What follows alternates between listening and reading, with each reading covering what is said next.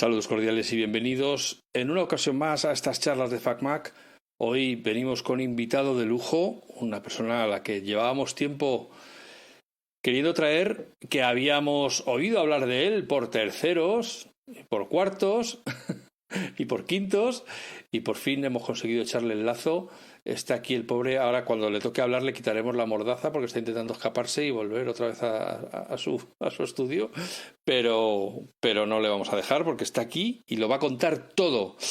También está, por supuesto, Juan, mi compi de estas aventuras. Vamos a saludar a los dos pues para que empiece la charla.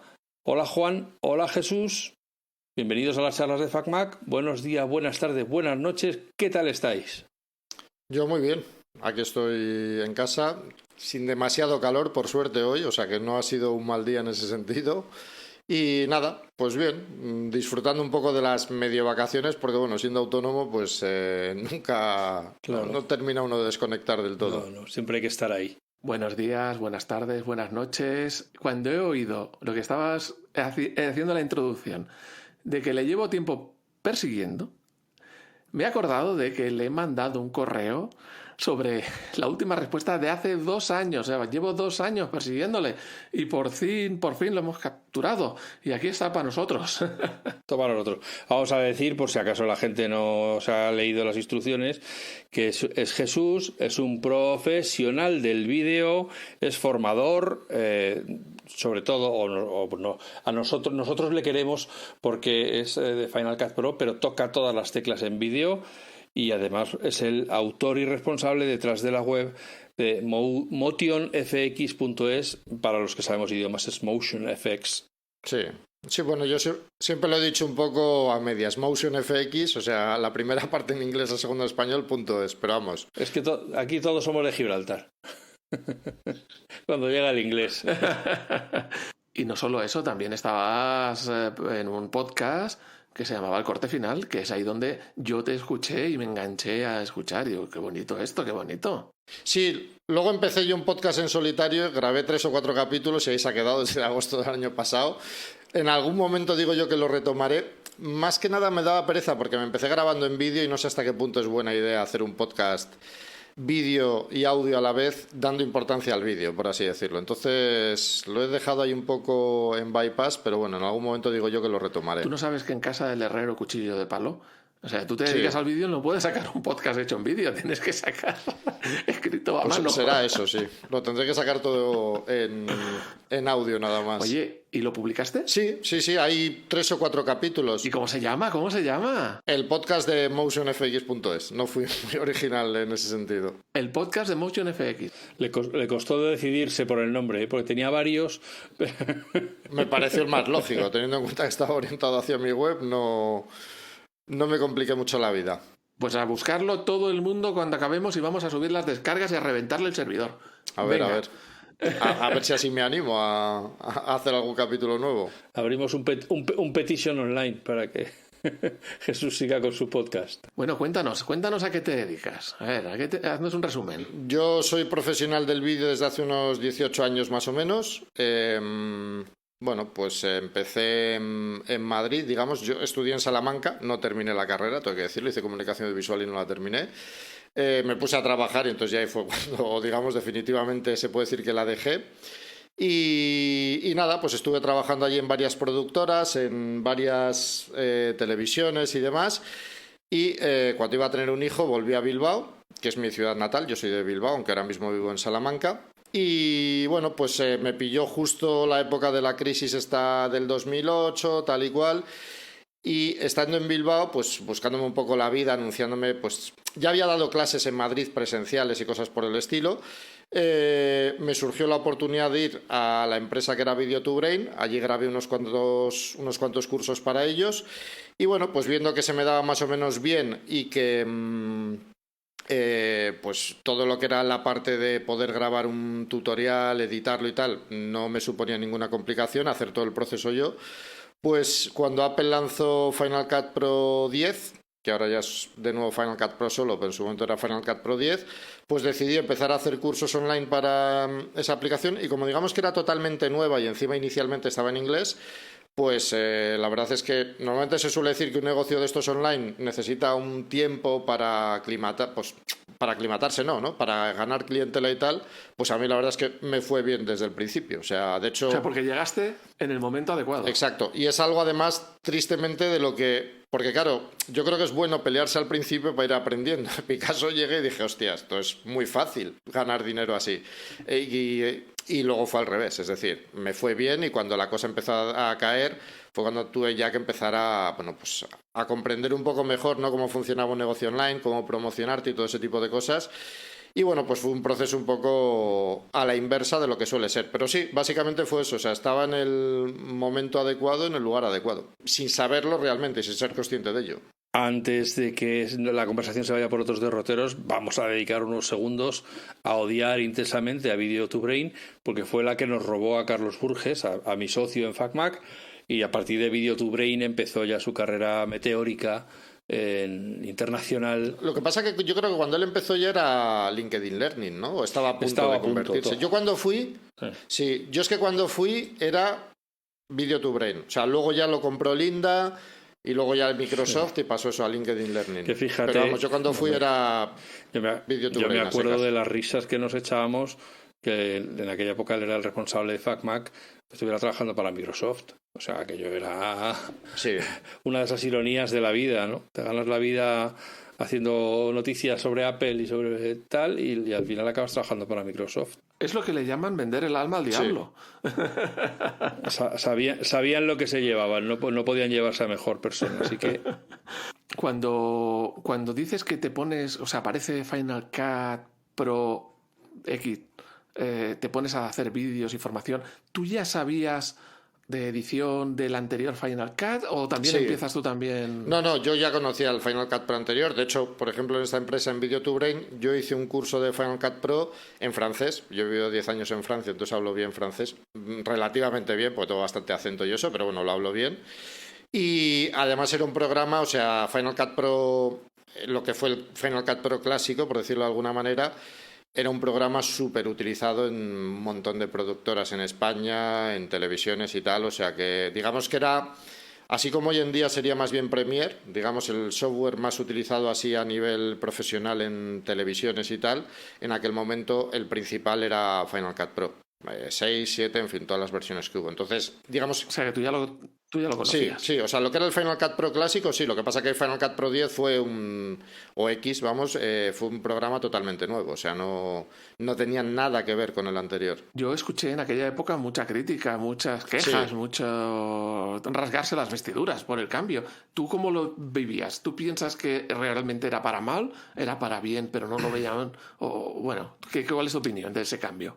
A ver, el cambio, digamos que se hizo mal. Y de hecho, por eso, digamos, Final Cut Pro perdió gran parte de ese sector. O sea, y se hizo mal porque se pasó de un programa muy completo que cada vez que había una nueva necesidad en el mundo profesional, digamos, pues al de poco tiempo, con alguna actualización o lo que sea, se veía suplido, a un programa que en cierta manera era muy distinto, o sea, no solamente exigía reaprenderlo totalmente porque era muy diferente a lo que había tanto a Final Cut Pro normal como a todos los programas de edición, sino que además tenía muchísimas carencias realmente, o sea, no tenía edición multicámara, no tenía, por ejemplo, la posibilidad de exportar un proyecto para retomarlo en otra aplicación, como por ejemplo podía ser Pro Tools o algo por el estilo.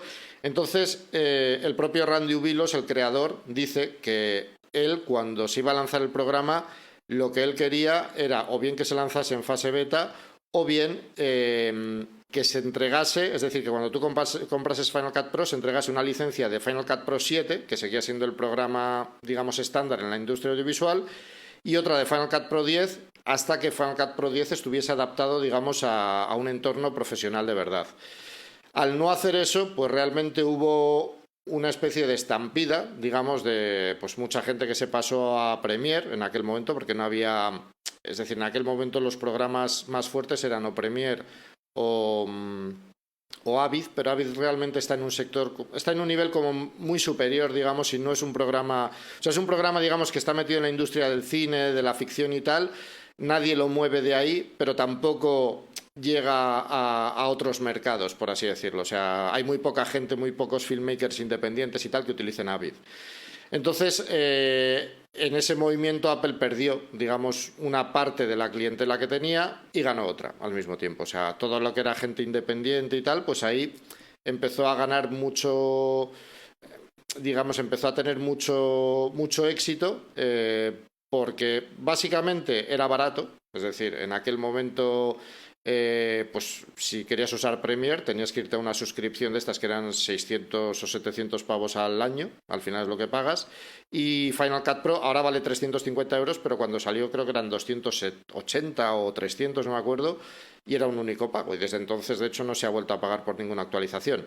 Entonces, digamos que empezó a tener éxito, pues eso, entre gente, yo que sé, que hacía corporativos, que hacía vídeos de bodas, en fin, todo este tipo de gente, profesionales más freelance y cosas por el estilo, pues ese fue, digamos, el mercado que fue conquistando poco a poco Final Cut Pro. Porque el anterior, el 7, era más caro, ¿o era...? Sí, el Final Cut Pro 7, digamos que se vendía en una suite completa, o sea, no era solamente el programa, era una suite completa que costaba 1.000 euros, que también era barato para lo que era, porque estaba Final Cut Pro 7, estaba Motion, tenían un programa que se llama Color, que era para hacer corrección de color, única y exclusivamente, estaba Compressor, y había un par de aplicaciones más, una que no recuerdo el nombre, que era para animación de texto, y había un par de ellas más, no recuerdo cuáles, pero vamos, había un par de aplicaciones así más. Entonces, era un programa también que tenía éxito por eso, porque tenía un precio razonable, digamos. Entonces, estás hablando del programa de edición, pero ¿también grabas? Es decir, ¿vas con la cámara a hombros grabando o tú no...? Yo sí he hecho algún trabajo de ese tipo. Yo cuando estaba en Madrid y empecé a trabajar en televisión y cosas de esas, era editor puro y duro, porque en televisión, digamos, el trabajo está siempre muy segmentado. Entonces, cuando yo me puse con el tema de los cursos y tal, también empecé a hacer algunos trabajos de vídeo grabando yo y eso, pero no es algo... Es decir, sí he hecho alguna cosa y si tengo que hacer algo sencillo, soy capaz de hacerlo, pero digamos que no soy un filmmaker de estos, yo que sé, como los que se puede ver en YouTube y demás, que lo hacen todo ellos, que tal, que van con su cámara a grabar por ahí, eso. O sea, yo estoy más centrado en lo que es eso, en mi página web y luego en hacer trabajos, pero más siempre como en postproducción. O sea, que no me pasen el material, eso es, edición, corrección de color o lo que sea, pero detrás del ordenador, digamos. Oye, la premisa que siempre manejo cuando hablo de Final Cut Pro, y eso así lo he hablado cuando hicimos la entrevista con Mark Back, el montador que vive en Los Ángeles, etcétera, sí, le conozco. Es que Apple básicamente ha abandonado Final Cut. A ver, yo creo que Apple... Está pasando de los usuarios, pero de ida y de vuelta está pasando. Sí, a ver, yo creo sinceramente que el problema con Final Cut Pro es que Apple ahora mismo no sabe muy bien qué hacer con él. ¿A qué me refiero? Cuando Apple lanzó Final Cut Pro 10, se incorporaron un montón de funciones pensadas para profesionales y pensadas además para lo que venía ahora, o sea, lo que venía después, ¿no? Todo el tema de metadatos, en fin, cosas que prácticamente ningún programa tenía o las tenían muy en pañales, digamos, y ellos fueron los primeros en dar ahí.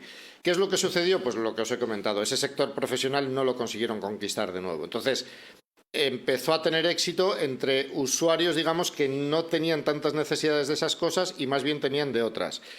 A día de hoy, pues la verdad es que hace 3-4 años aproximadamente que las actualizaciones de Final Cut Pro son muy básicas, o sea, traen muy pocas novedades y demás, y da la sensación efectivamente de que Apple no le está prestando la atención que debería y que podría. ¿Por qué? Pues sinceramente, como nunca dicen qué es lo que sucede o qué es lo que hay detrás, pues no lo tenemos muy claro. Yo supongo, por ejemplo, que el haber sacado el Final Cut Pro para iPad habrá ocupado tiempo. Me imagino que yo siempre, vamos, lo que he leído por ahí es que Apple no tiene normalmente grupos de ingenieros fijos para aplicaciones ni nada de eso, sino que tiene grupos de ingenieros que va pasando de unos proyectos a otros. Entonces me imagino que toda esta etapa también de pasarse a Apple Silicon, en fin, todo ese tipo de cosas, digamos que les ha mantenido pues un poco alejados de Final Cut Pro. Y supongo que en parte también es porque el sector que han tenido que o sea, el sector que han conquistado al final, por así decirlo, es un sector que no es tan demandante. Entonces no han tenido esa necesidad a lo mejor de, yo qué sé, de apretar las tuercas, ¿no? Para seguir avanzando, para seguir conquistando terreno y demás. Yo siempre digo una cosa, es decir, es cierto que Apple no saca actualizaciones ni nada de eso, espero que la cosa cambie ahora que ahora que Final Cut Pro para iPad está y es mediante suscripción, entiendo que van a tener que hacer algo, o sea, no puede ser que te cobren por una suscripción y el programa esté 3 años sin avanzar, o sea, entiendo que van a tener que hacerlo avanzar y que eso se trasladará a ambos programas. Pero es curioso porque luego cuando te metes en la App Store y ves cuáles son los programas más vendidos de pago y tal, Final Cut Pro siempre está entre los primeros. Entonces, es algo curioso, ¿no? Pero no sé hasta qué punto eso estará trucado o no estará trucado, pero siempre está ahí.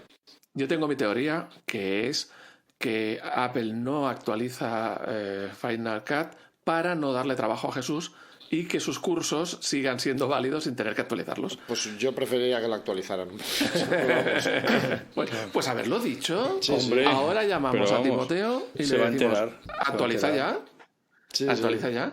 Que Jesús está aburrido, dice quiere actualizar sus cursos que ya están muy vistos y los quiere nuevos. Pues oye, porque te dedicas a una parte de tu trabajo o una parte de lo que has hecho o lo que haces es dar formación en Final Cut, ¿verdad? Sí, o sea, de hecho yo empecé a hacerla desde la primera versión, la 10.0, digamos. El primer curso que grabé lo hice también en francés, para una página web que podías subir tus formaciones ahí y tal. Entonces, yo ya había subido algún pequeño tutorial y tal del Final Cut Pro anterior, y al salir el nuevo, pues me di prisa además, fui el primero en sacar cursos ahí.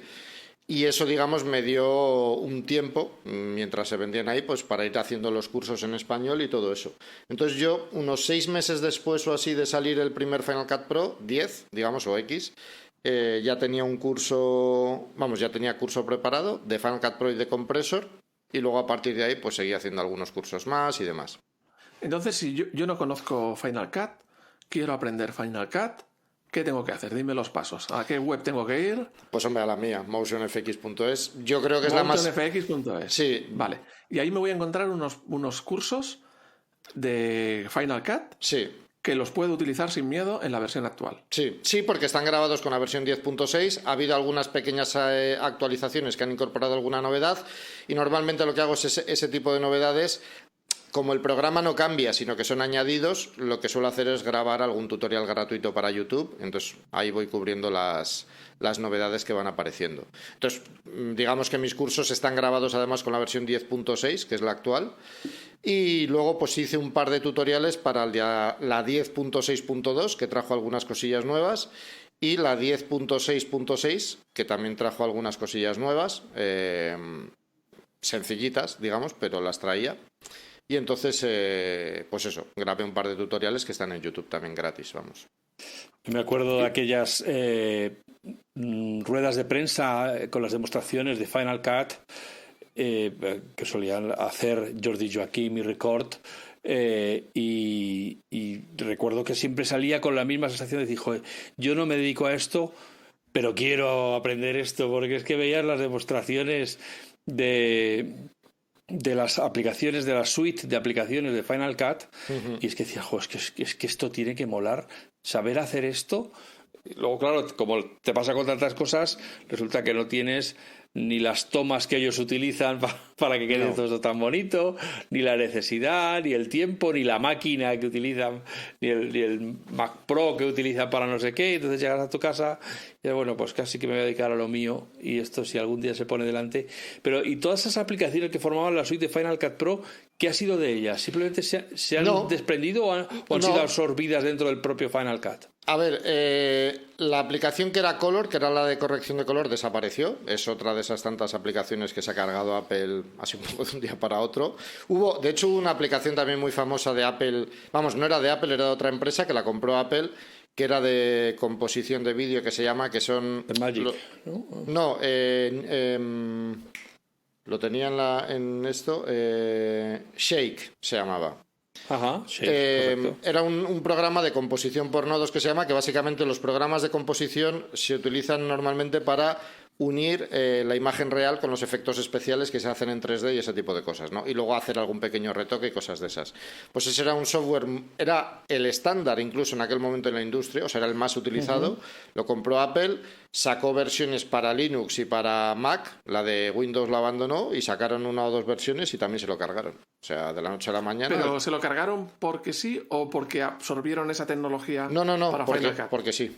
Porque sí, porque esa tecnología es muy específica y no está incorporada. Ahora, DaVinci Resolve ha incorporado otro programa que es muy similar, más avanzado, porque ha seguido en el tiempo, se llama Fusion, pero es un programa además que, es decir, DaVinci Resolve no es que lo haya integrado, o sea, básicamente lo que ha hecho ha sido meterlo a martillazos, es decir, ahora tienes una pestaña que es Fusion y funciona como funcionaba prácticamente el programa original, pero digamos, es un software en sí mismo, o sea, es muy complejo de utilizar porque funciona con lo que se llaman nodos y es un software que no puedes convertir fácilmente a un programa de edición y utilizarlo por capas y demás como se utiliza normalmente en edición. Así que fue un programa que se cargó. Y luego, bueno, con respecto a la suite, Motion, que es un programa, es una especie de After Effects mucho más básico en muchas cosas y tal, también es más rápido, ¿no? Y bueno, pues es un programa que está bien, sin llegar a ser tan avanzado. Sí que sigue existiendo, porque es con el programa además con el que se pueden crear, por ejemplo, plantillas de títulos, transiciones y cosas de esas para Final Cut, bastante fácilmente, sabiendo usar el programa, evidentemente.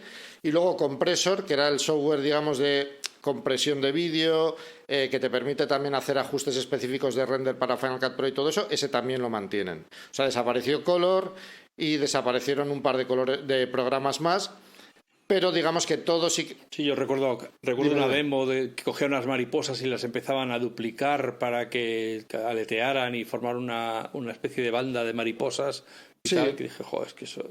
Sí, eso se puede hacer con Motion, se sigue pudiendo hacer. O sea, es un programa, no ha tenido una evolución enorme a lo largo de estos años tampoco, porque digamos que Motion lo que se ha hecho con él ha sido supeditarlo un poco a las necesidades de Final Cut Pro. Entonces, por ejemplo, Final Cut Pro desde hace ya unas versiones puede utilizar objetos 3D básicos, pero los puede utilizar. Entonces, todo eso se integró en Motion también. El último tracker que se ha integrado, pues también se ha integrado en Motion, digamos. Entonces, normalmente esas novedades, van pasando de Final Cut Pro, digamos, a Motion, pues para poder seguir utilizándolo, digamos, ahí. ¿Y hay un miedo real de que Apple diga discontinuamos Final Cut, buenas noches y muchas gracias? Yo lo tenía, pero habiendo sacado un Final Cut Pro para iPad hace 2 meses, no sé, no tendría, yo creo que mucho sentido. ¿Tú crees que haya demostrado que sigue interesado y que a lo mejor no ha salido antes, o sea, no han hecho movimientos, como decías, en los últimos tiempos porque han estado dedicados a otras cosas o incluso al iPad? Sí, yo entiendo que ha tenido que ser eso porque Final Cut Pro para iPad, sin ser ninguna maravilla, porque la verdad es que llevo unos días utilizándolo y no es que me parezca, o sea, le faltan muchas cosas para llegar al Final Cut Pro de Mac, pero sí que es un programa, es decir, es un programa hecho a medida del iPad, en el sentido de que Blackmagic, por ejemplo, sacó DaVinci Resolve para iPad con limitaciones en cuanto a las pestañas que hay de función, ¿vale? Por ejemplo, antes hablaba de la de Fusion, esa no existe en el DaVinci Resolve para iPad. Solamente está en la de edición y corrección de color. Pero es un programa, es una conversión realmente 1 a 1, es decir, no hay diferencias entre el DaVinci Resolve de Mac o de PC y el de iPad. O sea, lo han pasado tal cual. Eso es. En cambio, Final Cut Pro para iPad es un software nuevo, es decir, cualquiera que haya utilizado Final Cut Pro va a reconocer muchas cosas, no le va a costar demasiado adaptarse, pero es un programa hecho para el iPad, es decir, cuando tú vas a manejar cualquier regulador o lo que sea, son más grandes para poder hacerlo bien con el dedo, con comodidad, o sea, le han incorporado como una especie de ruletita para que sea más sencillo mover, por ejemplo, un clip de vídeo o el corte de un vídeo frame a frame, es decir, es un software pensado realmente para ser utilizado en un dispositivo táctil. En cambio, DaVinci Resolve no. Es decir, se puede utilizar bien, razonablemente bien, pero no han tenido ese proceso, digamos, de conversión. ¿Es compatible con el Apple Pencil? O sea, ¿se puede usar el Apple Pencil en Final Cut en el iPad? Sí, además tiene algunas funciones que, por ejemplo, Final Cut Pro, una de las cosas, digamos, nuevas que trajo cuando salió, es que cuando tú te mueves por la línea de tiempo, sin hacer clic, mueves como el cursor temporal, digamos, de lado a lado. eso mismo, por ejemplo, se puede hacer en el iPad con el Apple Pencil sin llegar a tocar la pantalla. Es decir, cuando lo acercas y mueves el Apple Pencil, mueves ese cursor temporal rápido, por así decirlo, y cuando ya haces clic y arrastras es cuando mueves el cursor temporal principal. O sea que en ese sentido se han hecho un buen trabajo de adaptarlo realmente al iPad, a lo que es una interfaz táctil. Sin ser un ordenador, siendo un iPad, tú encuentras que, bueno, claro, también tienes mucha experiencia y mucha tradición con el ratón y el teclado, pero tú encuentras agilidad que es ágil, rápido y cómodo moverte con el iPad, Final Cut. A ver, yo no soy muy de iPads, eso es lo primero de decir. Es decir, es un dispositivo que yo personalmente he tenido varios y siempre los termino vendiendo porque no los uso, la verdad. O sea, así como me has dicho tú en el avión, yo no, digamos, como no me veo en esa tesitura de tener que trabajar en muchas ocasiones en movilidad y tal, siempre ha sido un aparato que cuando me lo he comprado, al final ha acabado siendo un aparato que uso en la cama para ver vídeos, navegar un poco por internet y poco más. Pero digamos que sí que es... para aquellos, digamos, que tengan un iPad ya que sea compatible, bueno, pues se puede utilizar bien, digamos. O sea, sí te da una cierta agilidad. Además, con los procesadores M1, que es el requisito mínimo, va muy fluido, o sea, es la verdad.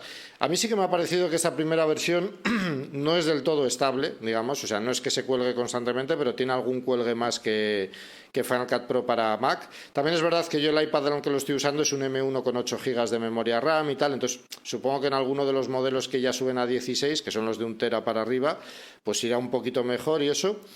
Pero bueno, me parece que es un programa que si realmente lo hacen evolucionar, pues acabará siendo un buen programa de edición de vídeo para dispositivos, bueno, pues para los iPad, básicamente, porque es en lo único que funciona.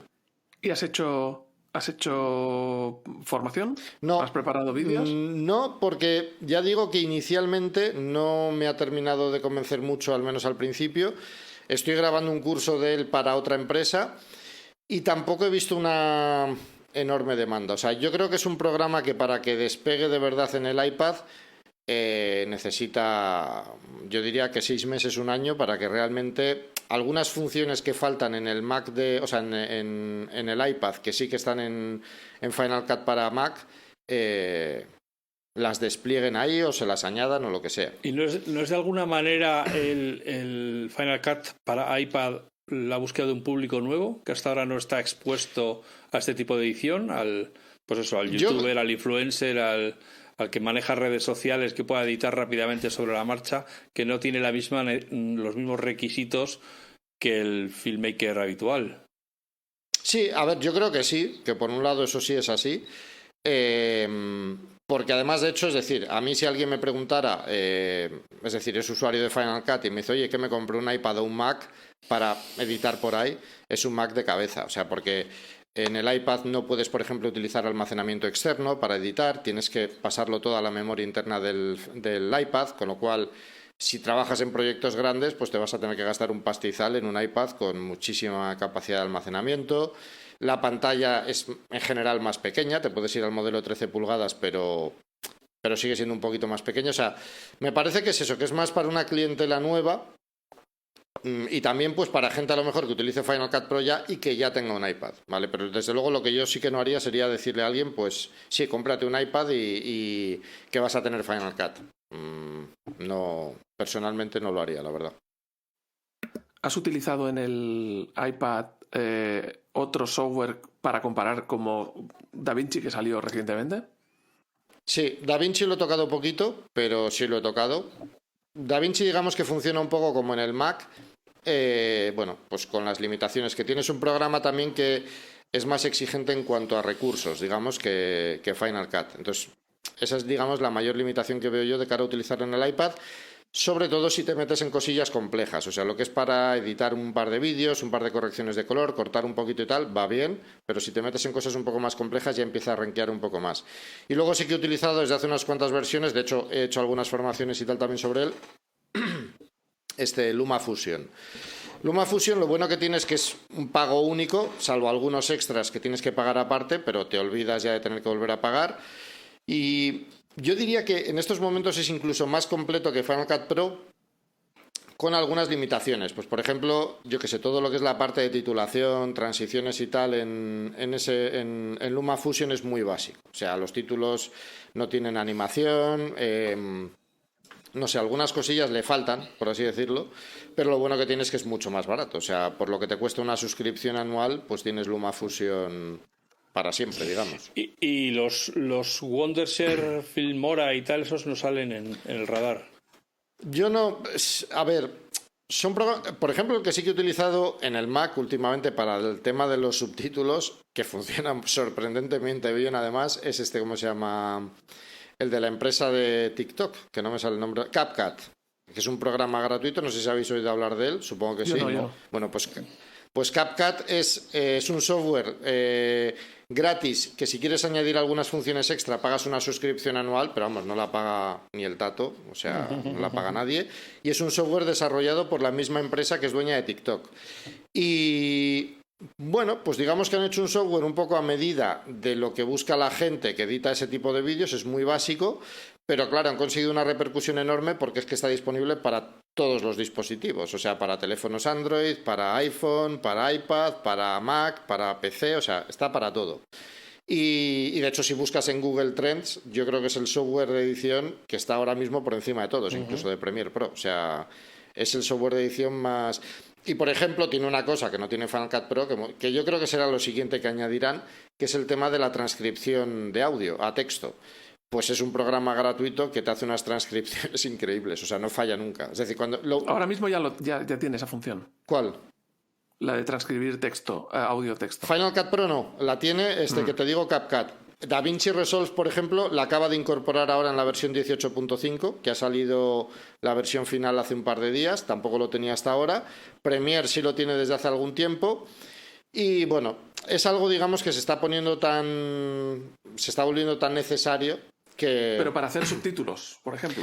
Es para hacer la subtitulación. Sirve para hacer subtítulos y tiene más funciones. Por ejemplo, en CapCut es solo para añadir subtítulos, pero en DaVinci Resolve, por ejemplo, lo bueno que tiene es que cuando tú haces... O sea, puedes usarlo para añadir subtítulos, pero lo puedes usar para editar también. Es decir, por ejemplo, el típico vídeo de YouTube de gente que está hablando a cámara y repite la misma frase 3 veces, tú le dices al programa que te transcriba el audio a texto, entonces te saca después el texto como si fuera una especie de editor de texto y tú puedes, por ejemplo, señalar 2 frases en el editor de texto y decir que eso te lo lleve a la línea de tiempo. Y entonces lo que te hace es decir, vas haciendo una edición en base al texto. Entonces es muy práctico. Quiero que pongas estas frases y él ya te va poniendo el vídeo donde se dicen esas frases. Eso es, exacto. Mira, eso está muy interesante. Sí, sí. Y eso supongo que lo incorporará Final Cut Pro, espero que en no mucho tiempo, porque sí que hay plugins, no plugins, sino programas de terceros, digamos, que lo hacen y luego pues puedes importar todos esos títulos, es relativamente sencillo,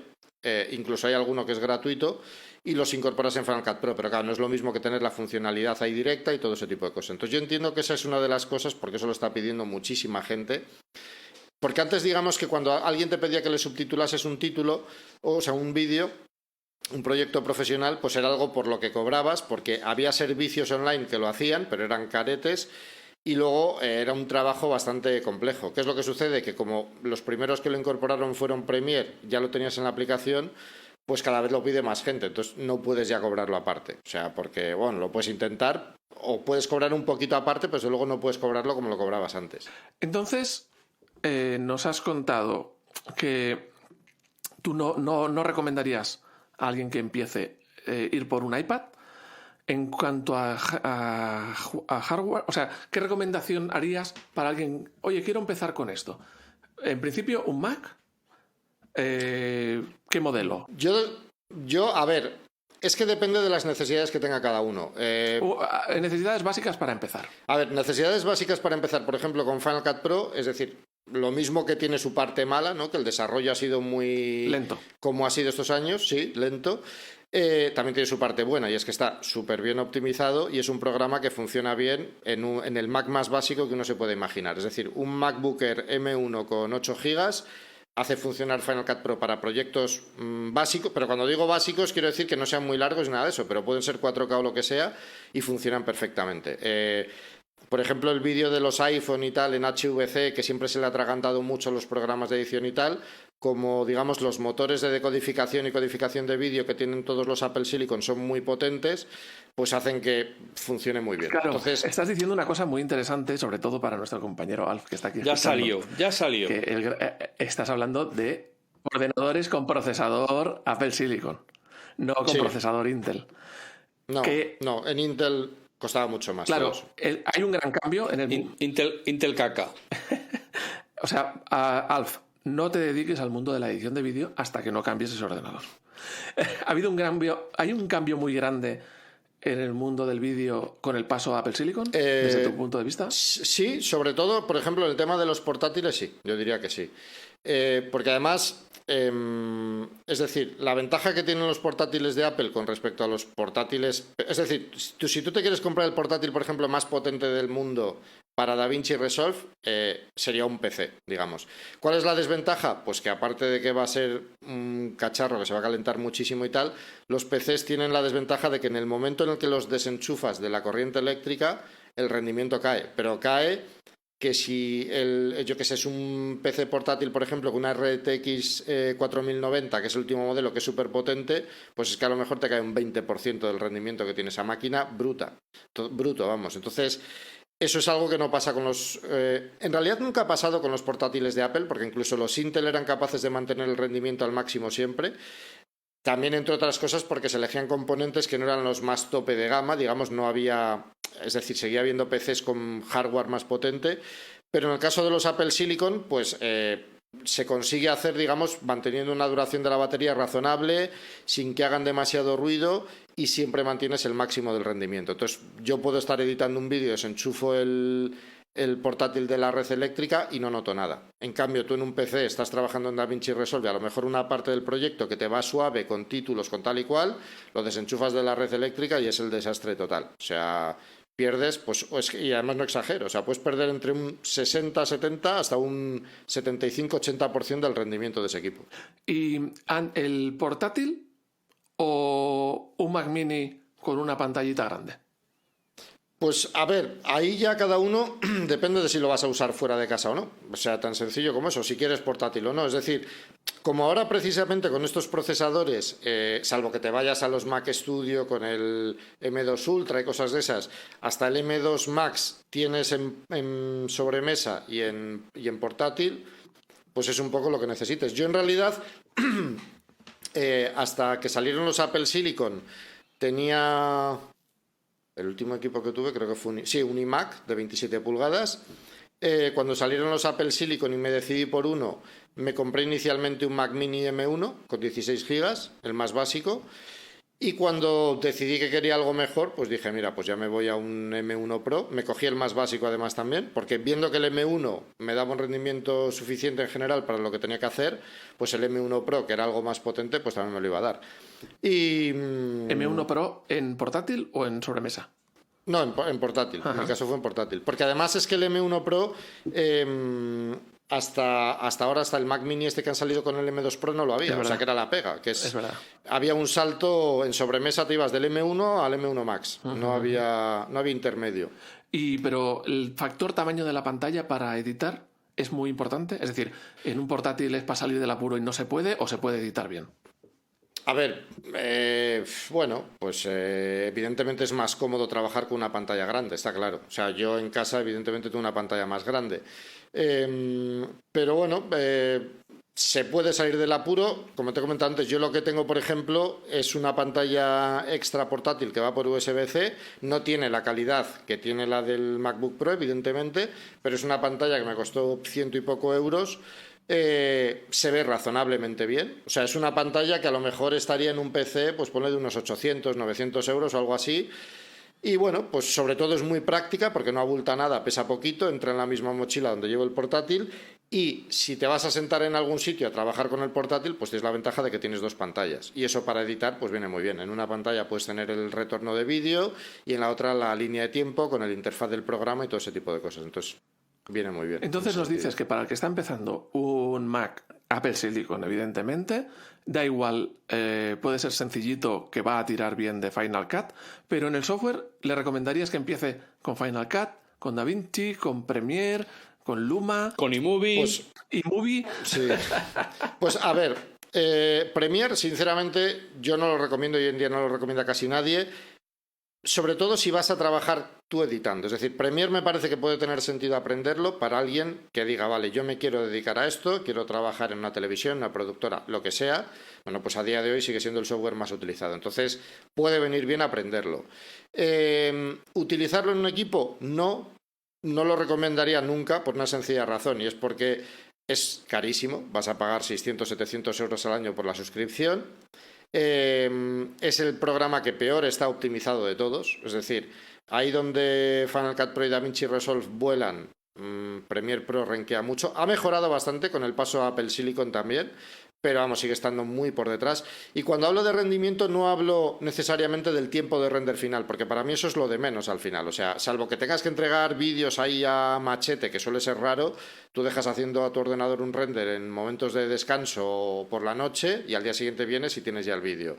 Hablo sobre todo de lo que es la experiencia de edición, de moverte por la línea de tiempo, de aplicar un efecto y verlo más o menos en tiempo real, un título o lo que sea. Ahí es donde Premiere más falla con diferencia. O sea, con mucha diferencia, digamos, con respecto a los demás. Y también en cuanto a estabilidad. Han mejorado, pero hubo un momento, me acuerdo, donde, o sea, era cuando todavía estaba en Twitter yo, porque me borré de esa red social, por cierto, pero recuerdo que hubo una temporada que la gente de Premiere estaban literalmente desquiciados, todos. O sea, decía, es que, joder, dice, yo veo a toda la gente que utiliza Final Cut Pro y DaVinci Resolve encantados de la vida, que es estable, que es rápido, que no sé qué, va mejorando, y dice, y es que lo mío, digo, es que pongo una corrección de color, hago tal y se me cuelga. Y pongo y se me... O sea, muy mal. Entonces, yo Premiere a día de hoy, salvo que Adobe le pegue un apretón, diría que para una persona, un individual, un independiente, un freelance o lo que sea, no es un software recomendable.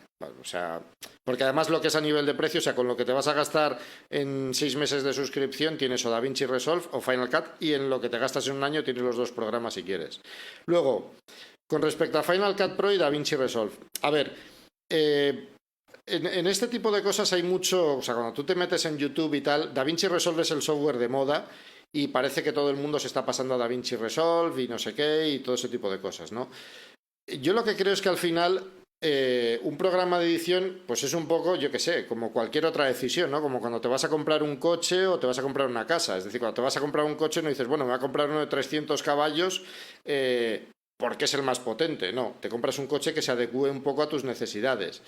Entonces, en ese sentido, es verdad que Final Cut Pro no ha tenido el desarrollo que se merece, por así decirlo.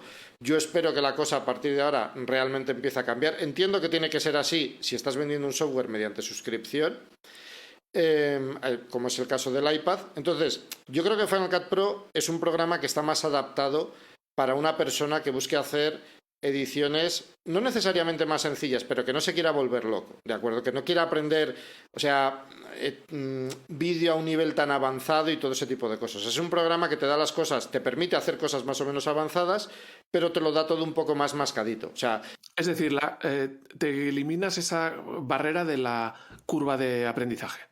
O la reduces. Eso es, la reduces mucho. O sea, yo siempre digo una cosa, pongo un ejemplo en ese sentido muy sencillo. Es, tú te metes en DaVinci Resolve y un clip que tengas que todavía no hayas ni siquiera llevado a la línea de tiempo, le haces un clic con el botón derecho y te salen, yo que sé, 40 o 50 opciones diferentes. Haces lo mismo en Final Cut y te salen 12 o 15, por decirte algo. Eso, pues claro, eso lo hablábamos el otro día también en un capítulo, pues eso, que a veces el hecho de que te salgan tantas opciones es que te abruma, y si eres un profesional que llevas 10 años usando el mismo software, pues vale, ya, perfecto.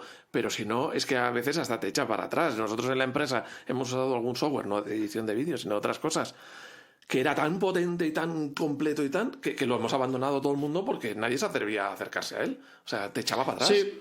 Es un poco, a mí por ejemplo me ha pasado, y algunas lo he hablado con gente, pues es un poco igual lo mismo que es la diferencia entre Excel y Numbers. Es decir, seguramente para una empresa que necesite todo ese tipo de cosas, yo la verdad es que esos programas se me dan todos fatal, pero vamos, incluso Numbers, que es sencillito, pero quiero decir que soy consciente por todo lo que sé, porque sé que tiene incluso el lenguaje de programación detrás y tal, que Excel es mucho más potente. ¿Lo necesitas realmente? Pues en muchos casos no. Entonces, yo es un poco eso, cuando la gente, porque hay gente que dice, no, Final Cut Pro está... Además que no sé, o sea, muchas veces cuando se habla de software, por lo menos no sé si pasará en otros, pero pasa en el mundo del vídeo, parece que todos tienen que morir menos uno, como si fueran los inmortales, y no es eso, ¿no? O sea, yo creo que los programas pueden coexistir.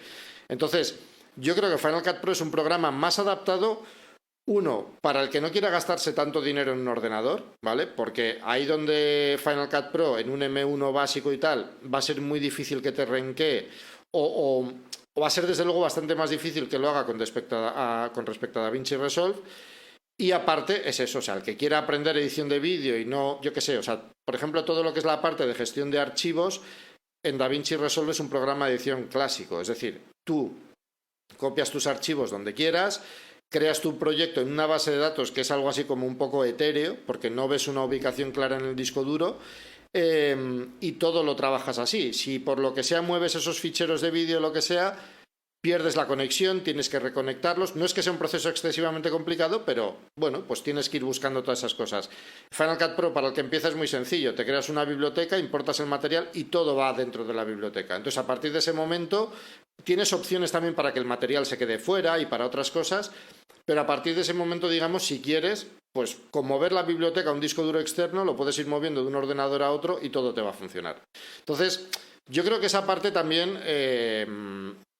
es decir, yo entiendo que, por ejemplo, Final Cut Pro se empieza a quedar corto para algunos profesionales del vídeo, porque es así, soy consciente de ello, pero el vídeo, digamos, hoy en día está llegando a tanta gente y se está volviendo en algo tan, pues eso, tan utilizado y todo ese tipo de cosas, que creo que Final Cut Pro sí mejoran algunas cosas, sigue teniendo su cabida en el mercado. Porque cuando dices que empezaste, trabajabas para alguna productora, para televisión, que el estándar era Final Cut, entonces entiendo que trabajabais con Max. Sí. ¿En qué año estamos hablando de eso? Pues eso estamos hablando... a ver que me sitúe más o menos. Tenía yo 26 años, hace ya bastante, hace 18 años o algo así aproximadamente, 2000 y poco, 2010. más o menos. Sí, 2005, no, antes, 2005, sí, del 2004, 2005 o algo así, más o menos. Y en aquel momento... ¿un vídeo se manejaba con la misma ligereza que ahora? No. Evidentemente estamos hablando de que eran vídeos que no eran 4K ni mucho menos. No era ni Full HD. O sea, sí. De hecho, cuando yo empecé a trabajar, el Full HD empezaba, y de hecho, por ejemplo, me acuerdo, las primeras cámaras Full HD que salieron, había una, por ejemplo, que fue muy famosa, que era la Sony FX1, si mal no recuerdo, que era la típica cámara, pues así grandota, digamos, con su objetivo ya integrado y todo, que tenía como una especie de asa y tal, y era Full HD, que ni siquiera era Full HD de verdad, o sea, era 1440, no 1920 por 1080, y luego los píxeles se estiraban para llegar a ocupar el 16:9. Y mover eso era la hostia. O sea que no había agilidad ni nada de eso. No, lo que pasa que en televisión en aquel momento tampoco se utilizaba el Full HD. Ya. O sea, se utilizaba el SD, que eran 720 por 576 píxeles. Entonces, ahí, por ejemplo, Final Cut Pro, el clásico, sí que funcionaba bien. Pero además, los programas de edición en aquella época, por ejemplo, no solamente definías la resolución y los fotogramas por segundo en proyecto, sino que incluso definías el códec. Y en cuanto metías un códec diferente en una edición, también eso empezaba a renquear. O sea, era todo mucho más complicado y ahí sí que se notaba mucho la diferencia entre un Mac Pro con un montón de núcleos y tal y un equipo normal. ¿Qué usabais? ¿Un Mac de sobremesa? ¿Un Mac Pro? Sí, en aquella época eran Mac Pros. Lo que se utilizaban Macs, o sea, primero los Mac G5. Yo cuando ya empecé a trabajar en eso eran los G5, pero ya fue justo en ese momento prácticamente cuando se dio el paso a los nuevos Intel, a los primeros Mac Pro Intel, que en aquella época los primeros llevaban 2 procesadores de doble núcleo. Y lo que pasa además es que en aquella época, o sea, es algo, por ejemplo, que en el mundo de la edición también se ha perdido bastante.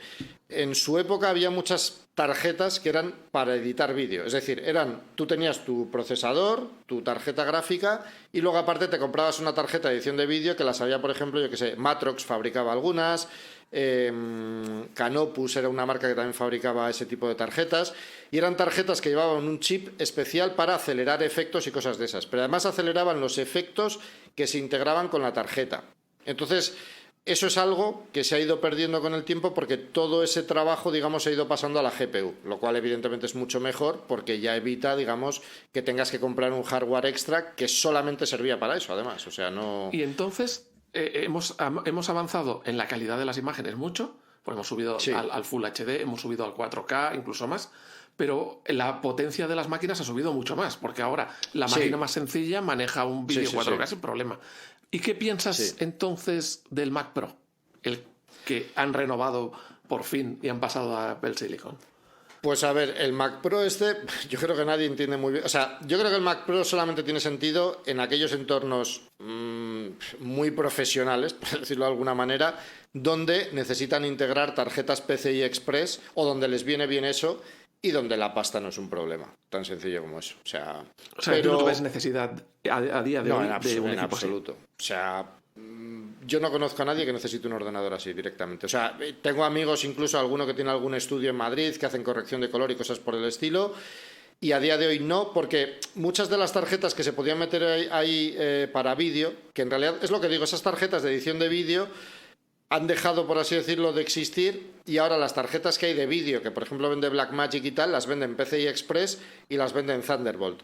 Pero son tarjetas que solamente sirven para capturar vídeo, que también se hace muy poco, o para sacar una señal de vídeo limpia, que se llama, es decir, una señal profesional hacia un monitor profesional, una televisión, algo por el estilo. No necesitan acelerar nada, por así decirlo. Entonces, esas tarjetas están tanto en Thunderbolt como en PCI Express, que es un poco lo mismo que ha pasado con muchas tarjetas de audio.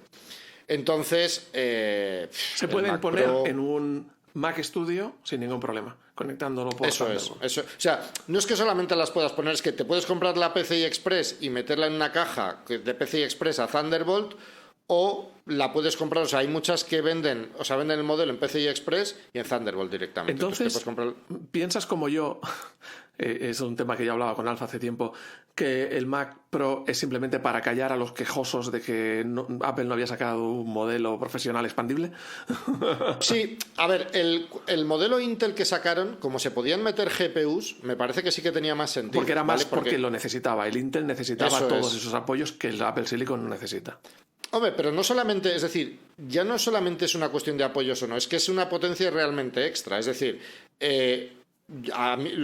si el actual Mac Pro, por ejemplo, Apple sacase, aunque fuesen ellos mismos, pero sacasen tarjetas gráficas, entre comillas, que potenciasen toda la parte de GPU, me parece que ese equipo podría tener sentido, porque podrías añadir más potencia de GPU que sí que puede llegar a ser necesaria y puede venir bien.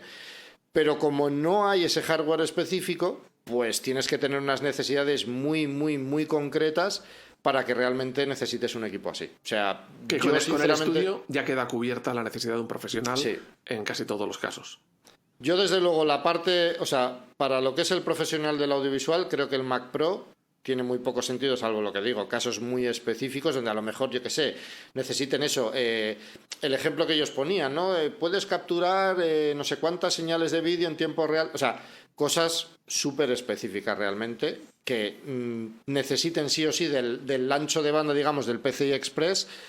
Pero vamos, en el 99% de los casos. De hecho, es que no. O sea, tú te metes en grupos de Blackmagic, de DaVinci Resolve, de Final Cut Pro y tal, y la gente se compra Mac Studios, pero nadie se compra Mac Pros. Porque en el ejemplo, hablaban de la tarjeta Afterburner. ¿Qué era esa tarjeta Afterburner que ya no hace falta? Pues la tarjeta Afterburner era una tarjeta para los Intel que lo que hacía era acelerar todo lo que era el flujo de trabajo con archivos ProRes.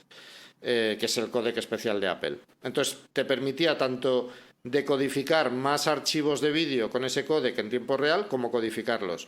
¿Qué es lo que pasa? Que toda esa parte se ha integrado directamente en el Apple Silicon. Entonces tienes que tener un Apple Silicon que lo tenga, que todos los M2 desde el más básico lo tienen, y los M1 a partir del M1 Pro también lo tienen. En el caso del M2, o sea, de los Macs, tienen 2, creo recordar, y los Ultra, como tienen 2 Macs unidos, digamos, pues tienen 4. Claro, el ejemplo que decían era, en el Intel te tenías que comprar una tarjeta Afterburner que valía 2.000 euros, creo recordar, y ahora el Apple Silicon sustituyente no necesita esa tarjeta y te da la potencia como si pusieses 7 tarjetas de esas conectadas a la vez. O sea, que se han pasado, o sea, la tecnología del Apple Silicon se ha pasado 20 vueltas de lo que teníamos antes. Ha sido un salto muy grande.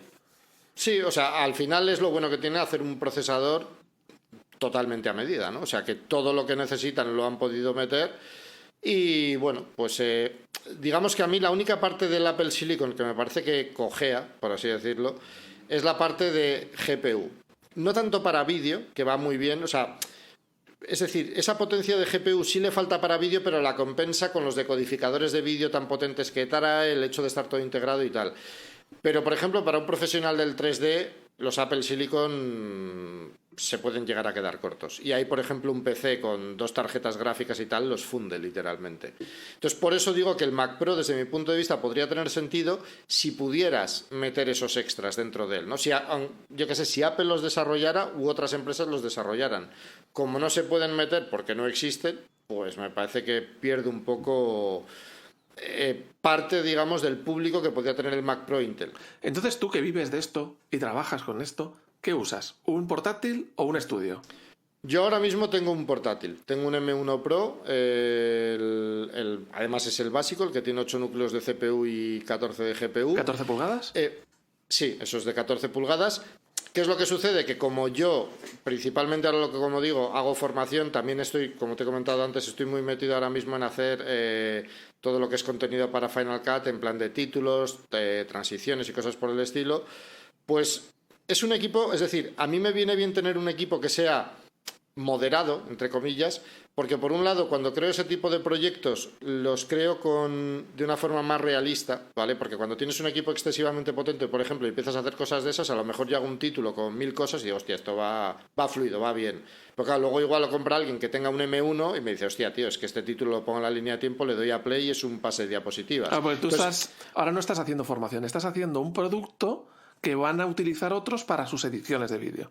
Sí, hago las dos cosas, claro. Pero bueno, la parte de la formación, digamos, como la tengo cubierta en toda la última versión de Final Cut Pro, pues ya no tengo más que formar, digamos, o sea, no tengo más cursos que crear. Entonces, me he metido en esto desde hace ya pues un año y medio o algo así. He empezado a hacer pues eso, títulos, algunos efectos, transiciones y cosas por el estilo. Entonces, a la hora de crear ese contenido, pues yo prefiero tener, digamos, un equipo más moderado, ¿vale? Que me permite tener, es decir, si yo hago una transición y veo que a mi equipo le cuesta, pues sé que es un equipo menos potente, que mucha gente, la mayoría, por no decir la mayoría, tiene un equipo un poquito menos potente, le va a costar más.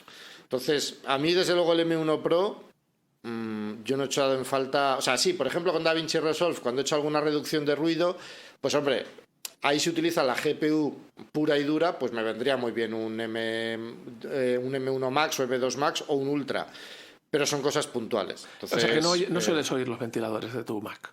No, de hecho, las pocas veces sí, pero alguna vez sí lo oigo, pero he de decir que en el momento cuando digo, digo, qué ruido es ese. Que te digo, coño, que tiene ventilador, es verdad. Alf, pero lo que es ponerse a tope... Alf, no te lo tomes a lo personal, ¿eh? No va contra ti. No, desde luego... O sea, Jesús, no creas que le importan tus ventiladores. Lo que quiere es echármelo a mí a la cara.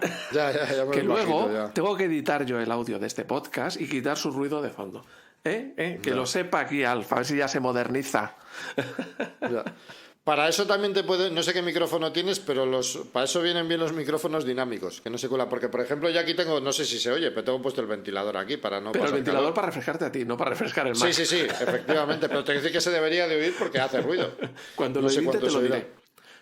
Hablando de eso, cuando te lo edite te lo diré. La última edición de podcast que hice, que no somos grandes profesionales, como te imaginarás, somos un podcast muy sencillito.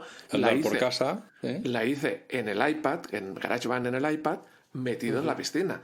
Esas ventajas que tienes en un iPad no las tienes en un Mac. Lo siento, Jesús. Cuando me hagas los tutoriales MacBook, y las cosas yo en la diría que- piscina, hablamos. Pues yo diría que con un MacBook Air tienes lo mismo. Que se te va a Tampoco lo salpicar puedes- el agua, hombre, que se te va a salpicar cuando pones los dedos ahí mojados. Y la cerveza se te puede sí, caer. bueno, eso sí, pero vamos. Yo es que ya digo, yo el iPad no soy muy... O sea, me parece que es un buen dispositivo, pero joder, es que es tan caro. Y yo le doy tan poco uso personalmente que al final, pues eso, los termino vendiendo directamente. O sea. Y el tema de la pantalla. Estás con un ordenador que tiene una pantalla mini LED que yo creo, porque tengo el mismo ordenador que tú, que es una pasada. Sí. Pero también hay unas pantallas muy buenas que, bueno, o sea, me refiero, con el trabajo del HDR y todo eso, es otro mundo en relación a las pantallas tradicionales. Y luego tenemos el mundo de las pantallas OLED. ¿Qué piensas tú de la pantalla del Mac? Estas que traen los MacBook Pros. A ver, eso yo creo que es uno de los... es decir, a mí, por ejemplo, me parece que los últimos equipos que ha hecho Apple, realmente en los portátiles lo ha abordado. O sea, hacía mucho tiempo yo creo que no sacaban un equipo que realmente generase tanta unanimidad en cuanto a calidad a todos los niveles, Yo creo que yo por lo menos era de los que pensaba, decía, bueno, el día que se pasen a sus procesadores, los portátiles van a ser como una hoja de fumar. Y no, los han hecho más gordos, los han hecho más... Pues ha ido Johnny Ive. Ha ido Johnny Ive y... Sí. Han hecho al final ordenadores mucho más funcionales con las ventajas que había antes, porque siguen siendo, yo creo que ordenadores bastante compactos dentro del tamaño que tienen, ¿no? Y con un peso más o menos comedido. Entonces, yo creo que sinceramente estos últimos portátiles lo han bordado. O sea, así como los anteriores Intel me parecía que la cagaban mucho, en estos me parece que la han bordado. Y la pantalla me parece que está muy, muy bien. O sea, muy bien. De hecho... Dime. ¿Qué prefieres, una pantalla mini LED de este estilo o OLED? A ver, en cuanto a calidad de imagen final, yo creo que la OLED es un poco mejor. Es decir, tiene menos brillo, pero al final la calidad de imagen que te puede llegar a dar es mejor. ¿Qué es lo que sucede? Que para un ordenador yo creo que tienes la pega de que al final se acaban quemando, eso es, y es algo, yo diría que inevitable. O sea, y además que puedo dejar el ordenador, me despisto y lo puedo dejar horas encendido. Aquí, y tal. claro, O sea, con mini LED ni te preocupas. No, eso es. Ahora mismo, ¿el mínimo para el vídeo es el 4K? ¿O ya estamos hablando de que con 1080 es lo habitual? ¿O es 8K lo necesario? ¿Qué es el mundo del vídeo? O sea, el 8K no, en absoluto. O sea, el 8K, o sea, aparte de lo complicado que es manejarlo, lo enormes, digamos, que pueden llegar a ser los ficheros, si quieres, porque claro, el tema es que para que un vídeo tenga calidad no solamente es que sea Full HD, 4K, lo que sea, es que tiene que haber información detrás en cuanto a cantidad de datos, que la cámara que lo capture sea capaz de codificar todo ese vídeo correctamente, etcétera, etcétera. El 8K es excesivo a todos los niveles. O sea, la gente que graba algo en 8K, los móviles, por ejemplo, que graban en 8K, o sea, hay pruebas, digamos, de algún Samsung o alguna cosa así que dicen, o sea, este es el vídeo en 8K, este es en 4K. Y al final acaba teniendo casi más calidad el 4K y, por ejemplo, en muchos casos no funciona bien el estabilizador y tal. O sea, porque al final es un vídeo, o sea, lo que hay que entender es que pasar de 4K a 8K es manejar 4 veces más píxeles, o sea, no es el doble. Entonces, claro, hablamos ya de que son pues 32 millones de píxeles o algo por el estilo, o sea, es una salvajada. Claro, es un tema de marketing, de decir, mira qué grande la tengo, pero luego no sirve para nada. Sí, o sea, es mucho mejor un 4K de buena calidad que un 8K de móvil, por así decirlo, que no... Y en todo esto creo que se nos ha olvidado preguntarle qué pantalla exterior tiene, la adicional. Yo tengo una LG, tenía una LG de 27 pulgadas, pero me pasaba una cosa, es que los colores diferían mucho con respecto al Mac y tal, y luego yo la pantalla la tenía bastante cerca, y al final me compré una... Es un modelo que tuvo poco recorrido, pero fue una de estas LGs que hizo Apple, o sea, que hizo LG en colaboración con Apple, pero es 4K y es de 24 pulgadas. Y tiene conexión Thunderbolt, tiene varias conexiones también USB-C por detrás y demás. Y estoy pendiente de comprarme otra. Entonces... ¿Pero otra como tercera pantalla o para sustituir a la que tienes? Yo lo que suelo hacer, tengo un pie de estos que va en la mesa, digamos, y que tiene soporte para el monitor, aunque en realidad ese soporte para el monitor lo estaba utilizando para poner a veces la cámara cuando me grababa aquí y tal, y luego tiene una bandeja para poner el portátil. Entonces yo pongo el portátil ahí, normalmente lo dejo abierto, no la utilizo demasiado esa pantalla, pero la dejo abierta y utilizo la principal. Pero por ejemplo sí que ocurre, yo que sé, cuando por ejemplo estoy haciendo pues alguna edición o algo, sí que a veces paso lo que es el vídeo a la pantalla del MacBook Pro, que es más pequeñita, pero bueno, para ver un vídeo a pantalla completa va bien, tiene un tamaño razonable, además, como digo, estoy cerca, y al mismo tiempo los colores son bastante fidedignos. Y o sea, luego, es más una pantalla de referencia la del Mac que la externa. Sí, aunque la externa esta, como te digo, la compré porque es muy similar, es decir, la manejas directamente también con el teclado, es decir, yo subo el brillo y se sube como en la de un... Está integrado. Sí, eso es. No tiene, de hecho no tiene ni botón de encendido. Tiene lo que digo, tiene además un puerto Thunderbolt extra y los 3 USB-Cs. Y luego tiene también mucho brillo, que es lo que me gusta. O sea, llega hasta 540 nits, que hay muy pocas pantallas de sobremesa que lleguen. De hecho, quiere decir que es una pantalla de 24 pulgadas que vale 800 pavos. O sea, que no es... Pero bueno, pero fíjate, hablas de 500 y pico nits. La pantalla del portátil que tú tienes llega a 1600 nits. Sí, pero llega a ese pico en HDR. O sea, lo que es en la parte de interfaz llega a 500 también. Entonces, por eso digo que las puedo igualar bien y que es, además, yo qué sé... Es verdad que las pantallas estas pues tienen muchos reflejos y eso, ¿no? Pero bueno, yo ya me he acostumbrado a no tener el recubrimiento este mate y esta también tiene un recubrimiento de estos normal. O sea, vamos, normal no, de brillo, quiero decir, como los MacBook Pro y todo eso. Tiene una densidad de píxeles decente, porque es 4K, ya digo, en 24 pulgadas. Y la verdad es que estoy contento con ella, o sea, no... Pero la idea, has dicho que te la ibas a cambiar para quitar la que tienes y poner otra, o añadir No, una segunda. quiero comprarme otra igual, o sea, para tener dos iguales. Porque además lo bueno que tiene es que como tiene, ya te digo, puertos Thunderbolt y tal, yo esta lo que haría sería una de ellas con el Thunderbolt va al MacBook Pro. En cadena, ¿no? Eso es, lo alimento y luego del otro Thunderbolt saco al otro Thunderbolt y lo mismo. Entonces, además, sumo, digamos, puertos USB-C detrás que me vienen bien. Porque te has mirado la pantalla esta de Apple que sacó recientemente, no la Ya, XDR sí. de 6.000 euros, no. La he mirado, más comedida. La he mirado, pero me voy a quedar en mirarla porque sigue pareciendo muy cara. O sea, sinceramente. Son 1.000 y pico, 1.600 o 1.800, no me acuerdo cuánto es. Me parece muchísimo dinero. A ver, está muy bien, la verdad, pero me parece muy cara. O sea, y prefiero sumar, digamos, una segunda pantalla igual que la que tengo que no irme solo a una de 5K.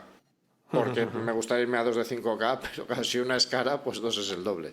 Entonces no... Y sí que es verdad que he tenido esa pantalla en el iMac, porque el iMac que yo tenía antes era Retina, era 5K, y está... O sea, es una pantalla que es una delicia. Cuando te acostumbras a ella, cuesta pasar a otra. Pero bueno, esta, como digo, es... O sea, tiene una densidad de píxeles similar, porque es 24 pulgadas, es 4K, y se ve muy bien, la verdad. O sea, lo que es en Pero cuanto claro, ¿en HDR es HDR nativa? No. Claro, cuando vayas a hacer algo HDR, no vas a ver en esa pantalla exactamente el resultado. Lo tienes que ver en el Mac. Eso es. Pero es que eso también pasa con la 5K. Claro. Actual de Apple, no son HDR nativas como sí es el Mac. Sí. Entonces aquí nos falta un mini LED grandecito, ¿eh? De hecho, decían que se iba a sacar, porque a ver, el modelo de el Cinema Display XDR, aparte de lo caro que es, yo creo que a día de hoy, tecnológicamente hablando, se está quedando un poco atrás porque tiene muy pocas zonas de retroiluminación. Sí, 500 diferentes. y pico zonas, creo. Sí, se queda muy... Que creo que tenía 2.500 zonas el iPad o el Mac. Sí, por eso digo, o sea, el Mac es mucho más preciso en la retroiluminación. Entonces, yo creo que es lo que falta, que hay gente, vamos, he oído por ahí rumores del Mark Gurman y alguno de estos, que dicen que Apple está preparando una de 27 pulgadas también de ese tipo. Pero claro, si la normal vale 1.800 euros, pues claro, la HDR yo creo que le sumarán 500 o 1.000 euros tranquilamente.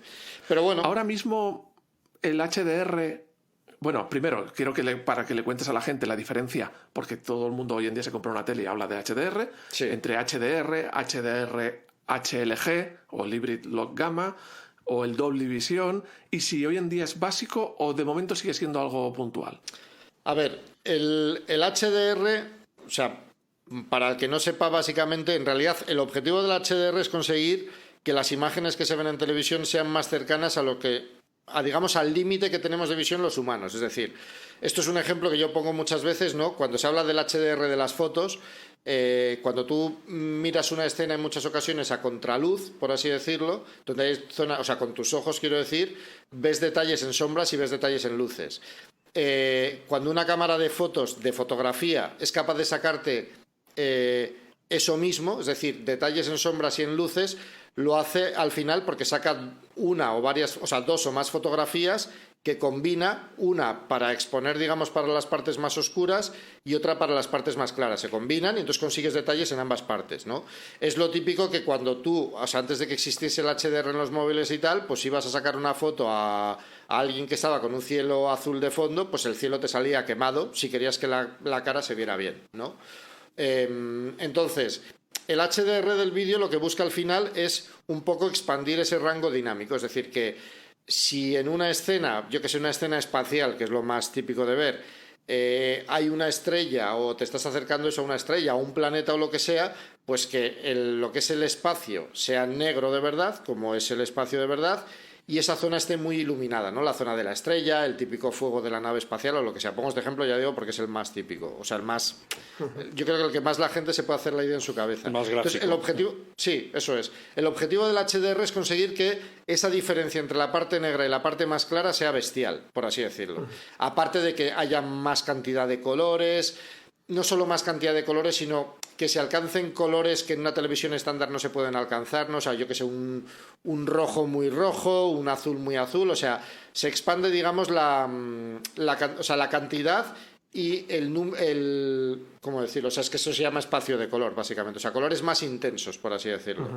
Es un poco el objetivo del HDR. Yo ahora mismo, si tenéis una tele 4K, podéis sintonizar 2 canales que salen de televisión española 4K, y uno es en HDR y otro sin el HDR, y cuando lo pones se ve una diferencia bestial. Claro, cuando ves el HDR es todo vivo, es más parecido a la realidad. Eso es. Y tú no te habías dado cuenta hasta que vuelves al SDR, al normal, y entonces dices, uy, qué triste es todo. Pero tú no te habías dado cuenta hasta que viste el HDR. Sí. Es el HDR cuando te dices, uy, qué triste es esto.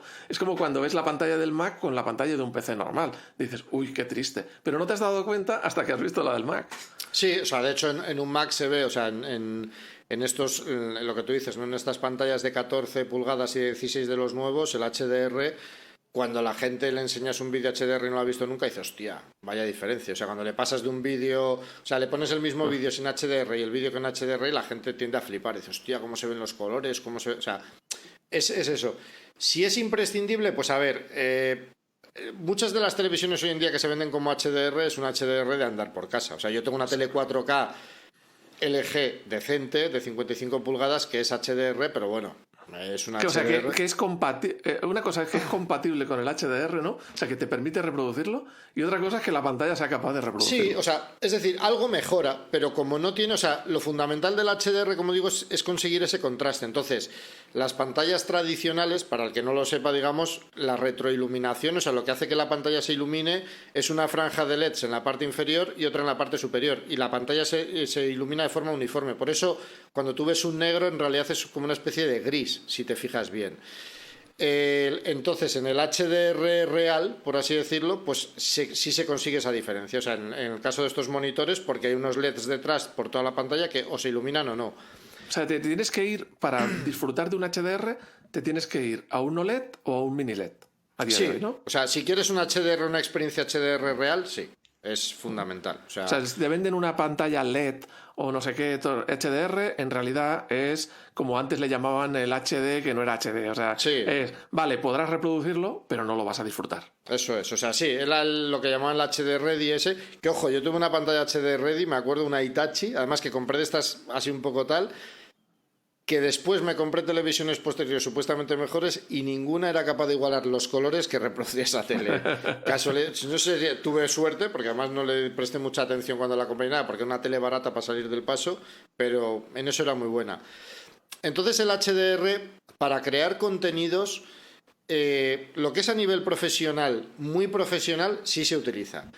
A un nivel profesional, por ejemplo, de vídeo corporativo, todo ese tipo de cosas prácticamente no se usa, precisamente porque la mayoría de gente ni de profesionales tienen el equipamiento, sobre todo por la parte de las pantallas. O sea, porque, por ejemplo, las cámaras de hoy en día, aparte de las del iPhone y tal, casi cualquier cámara es capaz de grabar en HLG o en un perfil logarítmico que luego puedes convertir en un perfil HDR, ¿no?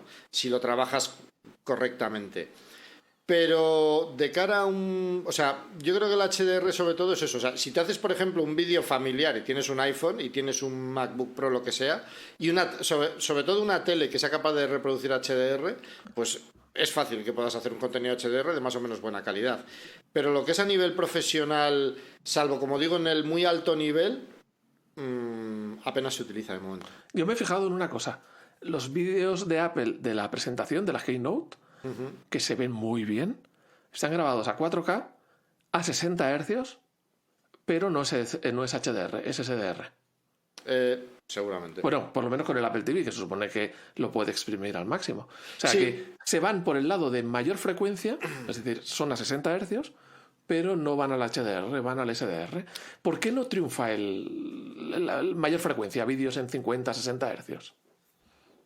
Cada vez se utilizan más, ¿eh? O sea, a ver, lo que pasa es que en cine, pues lo tradicional ha sido siempre 24 imágenes por segundo, y es un poco en lo que se ha quedado, aunque cada vez se utilizan mayores frecuencias de fotogramas por segundo.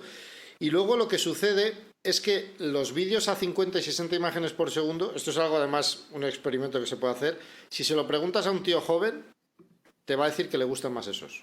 a un chaval de 20 años, 20 y pocos años, 30, en general, te va a decir que le gusta más ese tipo de vídeos. ¿Por qué? Porque muchos además vienen del mundo de los videojuegos y están acostumbrados a movimientos muy fluidos, incluso para cine. Pero en cambio, los que somos, bueno, yo no sé qué edad tienes tú, yo tengo 44, por eso digo, ya soy más mayorcito. A mí el cine así Más. me parece... Ah, pues mira. Unos chavales, sois unos chavales. Sí. Pues te quiero decir que a mí, por ejemplo, el cine me gusta que sea clásico, ¿no? Pues eso, con a 24 imágenes por segundo y tal. Y de hecho, por ejemplo, todos estos rollos que suelen traer las televisiones para hacer que el movimiento sea más fluido, de forma artificial y tal, me parece horroroso. O sea, siempre lo desactivo absolutamente todo en todas las televisiones para que se vea como se tiene que ver. Pero yo creo que en redes sociales y tal, cada vez triunfa más. Y supongo que si no lo hacen más en muchos casos es porque al final un vídeo a 60 imágenes por segundo necesita más velocidad de datos que uno a 30. Entonces, bueno, pues supongo que por eso también están, digamos, les cuesta llegar más lejos. Y hablando de gente o sea, de cosas nuevas y gente joven y tal, vamos a hablar de un tema serio.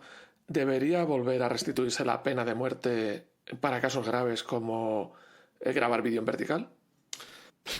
Pues yo creo que teniendo en cuenta lo que están triunfando TikTok, los YouTube Shorts y todo ese tipo de cosas, me temo que es algo... No creo que veamos televisiones verticales, pero el vídeo vertical es algo... O sea, ¿Tú haces vídeo vertical? Yo hago algún short, algún tutorial he hecho pues en vertical, claro, yo lo grabo en horizontal y luego pues tengo que ir animando y todo ese tipo de cosas, ¿no? Pero es que yo sinceramente creo que ya es algo que cada día se escucha menos porque es que hay que vivir con ello. O sea, al final hay que entender que los móviles se han convertido en uno de los principales dispositivos para consumir vídeo. Y teniendo en cuenta que se sujetan en vertical, que es la forma natural de sujetarlos, pues... A ver, yo por ejemplo TikTok... Pues no sé, será que soy muy pureta o lo que sea, me parece una mierda, sinceramente. Yo me pongo a ver TikTok y... O sea... A ver, queridos oyentes, podríamos haber dicho de otra manera que a lo mejor no lo hubierais entendido, así que preferimos decirlo de una manera que no quede lugar a dudas. Sí, pero a ver, me parece una mierda en el sentido de que yo no encuentro contenido que me guste, por así decirlo, salvo cosas muy puntuales y tal, pero para mí es todo demasiado breve, por así decirlo, o sea... salvo, yo qué sé, o sea, a mí, por ejemplo, si veo YouTube Shorts, pues yo qué sé, me gustan YouTube Shorts de gente que hace luego contenido más largo. O sea, me puede gustar, por ejemplo, hay un tío que hace, pues una chorrada, pero hace vídeos de hormigas, pero tiene luego vídeos más largos y me parecen interesantes, pues te cuentan algo o una anécdota histórica o lo que sea. Pero claro, yo no me veo viendo vídeos de estos de gente haciendo, bueno, pues humor, por así decirlo. Lo que sí, hacen. lo que hacen, efectivamente, por no decirlo de una forma así más despectiva o como sea. Entonces, no es un contenido para mí, digamos. No, sí hay algún vídeo, yo que sé, alguno de estos que ves que hacen, que te enseñan lo típico con un iPhone y te enseñan cómo han hecho un vídeo con alguna transición chula y tal, que lo ves y dices, hostia, está bien. Pero yo soy de ver contenido más largo, la verdad, en YouTube y tal, entonces a mí me gusta el contenido en horizontal. Esa es la realidad. ¿Y qué te parece la calidad de vídeo del iPhone? Me parece que es buena, pero hay una cosa que no me gusta, que está hecha en realidad queriendo, que es el exceso de nitidez que tiene la imagen. O sea, cuando tú la ves en el iPhone se ve muy bien, pero siempre me ha pasado que cuando, o sea, por ejemplo, yo me compré el iPhone 13 Pro y recuerdo que cuando grabé los primeros vídeos y te decía, hostia, ahora sí que han mejorado, ahora sí que tal, y cuando lo vi en el ordenador, sí, pues decía, yo lo vendí, precisamente, porque no lo usaba, porque no me gustaba nada la calidad. O sea, me gustaba verlo en el iPhone, pero cuando lo pasaba al Mac decía, es que se ven, o sea, se te ven todos los pelos de la barba, los poros, los tal. Y me gustaría que eso se pudiera desactivar, y no se puede desactivar. Entonces, me gustaría, o sea, tienen muy buena calidad, hacen cosas increíbles, la estabilización es increíble. Es espectacular. Sí, o sea, es algo... increíble las transiciones yo que tengo un entre curso cámaras. de robar panderetas Sí. Y me salen vídeos bien. O sea, yo cuando de chavalín intentaba, que me había gustado esto, pero nunca hubo cámara en casa ni nada de eso, era mucha pasta. Pero tocabas alguna cámara de alguien, lo que salía de ahí era una cosa blandurria, temblante. Sí. Era horrible. Y no es lo mío grabar nada. Pero con esto grabas cualquier cosa y sale bien. Sí. No, incluso las cámaras hoy en día, por ejemplo, algunas Panasonic y tal, tienen muy buen estabilizador. Pero te vas a cualquier otra cámara, o sea, aunque tengas el cuerpo y el objetivo estabilizado, y no estabilizan como un iPhone. O sea, no llegan a ese nivel. Como el iPhone, bueno, hay otras marcas también que también estabilizan muy bien hoy en día, ¿no? Pero ese nivel no no alcanzan. Y luego, por ejemplo, sí que es verdad que a nivel de vídeo, Android ha mejorado mucho en algunas cosas, pero en casi todos los teléfonos Android pierdes algún frame cuando grabas sin que te avisen. O sea, son más dados a que ocurran cosas raras. En el iPhone no. Bueno, en el iPhone 13 Pro sí que pasaba una cosa rara, que también fue una de las cosas que me mosqueó, es que cuando hacía mucho calor se oscurecía mucho la pantalla. Y eso, Joder, yo eso... sí. Y eso... Cuando hay mucha luz, cuando sales al sol, de repente se oscurece la pantalla y no puedes ver nada. Es que no sabes dónde están los botones. Sí, sí. Pero qué puta mierda es esa por usar el lenguaje que estamos usando hoy aquí. Oye, que esto es para niños, ¿eh? Esto es un podcast para niños. Que crezcan. Alf, pero te has cambiado. Ahora tienes un 14. ¿Eso con el 14 sigue pasando? Ahora lo que no hago es ponerme al sol. Me busco una sombra. Claro, a ver, se ha hecho Alf el Camino de Santiago. Y claro, en Galicia pues eso no pasa. Pero yo creo que sí que lo han mejorado, ¿eh? Creo que lo... Se habrá ido mejorando a medida que la luminosidad de la pantalla va mejorando, pues el oscuro es menos oscuro. Pero en teléfonos antiguos es que eran inusables. Sí, y eso, por ejemplo, también pasaba en el 13, también ocurrió en el 13 Pro, con LumaFusion o con Filmic Pro, el programa este de grabación más avanzado y tal, se conoce que lo mismo, por falta de potencia, digamos, y por evitar calentamiento y tal, te mostraban la previsualización, que eso no pasaba en modelos anteriores, que se notaba que le faltaban fotogramas por segundo. O sea, vamos, que no iba a la reproducción. O sea, tú estabas grabando a 60 imágenes por segundo y lo que tú estabas viendo en la pantalla no iba a 60 imágenes y en algunos casos yo diría que no iba ni a 30.